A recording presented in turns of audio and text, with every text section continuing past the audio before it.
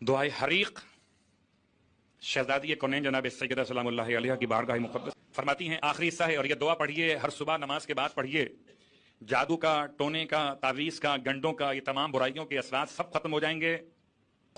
خدا 1,00,000 فرشتے، روایت دیگر 1,00,000 فرشتے اس دعا کی تلاوت کرنے والوں کے لیے معین فرماتا ہے۔ 1,00,000 فرشتے جو اس کی سیکیورٹی کرتے ہیں، 1,00,000 فرشتے اس دعا کے تلاوت کرنے والے کی سیکیورٹی کریں گے، جان، مال، عزت، آبرو، گھر والے، اہل عنایت، ساتھ میں کام کرنے والے، سب کی سیکیورٹی۔ کن باتوں سے؟ ان تمام باتوں سے، گھر کا گرنا، جلنا، دیوار کا منہدم ہونا، پانی اس میں بھر جانا، آگ لگ جانا، تمام جو حادثات ممکن ہیں ان تمام حادثات سے انسان کو، اس کے گھر والوں کو بچائیں گے۔